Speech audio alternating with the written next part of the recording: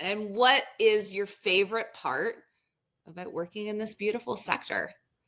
There is literally no other job in the universe than being a nonprofit leader and understanding that you have almost as much creative freedom as you want to solve the biggest societal issues of entire generations. And, I don't go in and clock into an office and work in spreadsheets all day, like in finance.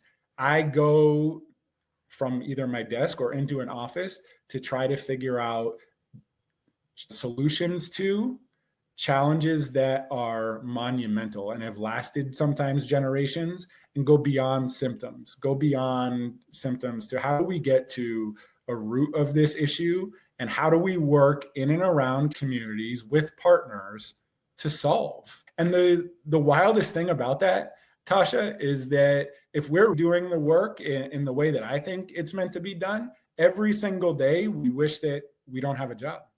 Yeah. Right. And that, I think the folks that really believe that they're put in these positions to solve those great big problems can attack those problems with bold leadership, with vision, with the opportunity to bring communities in to learn and understand, to gather from lived experience, and to work with partners to do it. Because I don't think any one organization can solve any one problem that exists. And for me, the complexity of it all is the piece that I love the most. The angle you're coming at, Courtney, is so fantastic because it's one of power. Like, I think too often in nonprofit, there's a lot of feelings of powerlessness, right? Like due to often financial constraints, resource constraints, and even just staffing issues, right? You feel very powerless in it.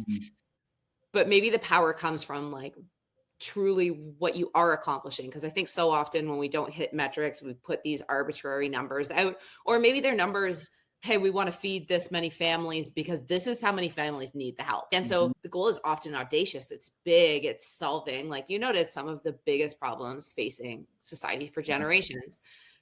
But we're not often very good at instead like leaning into the power that we've even solved a fraction of this. That's huge. Even if we got incrementally closer every year, started building out the partnerships, building out the foundation to solve the problem, that's enormous. And I think too often, we just as a sector highlight to what we haven't managed to accomplish versus the things we are really crushing. Yeah.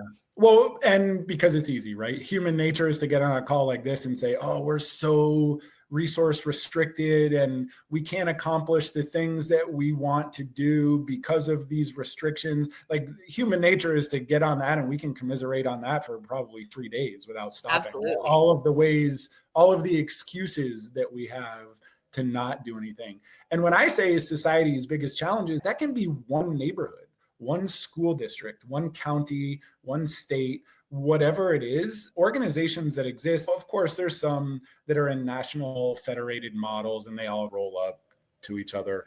Yeah. But for the most part, that's not the case.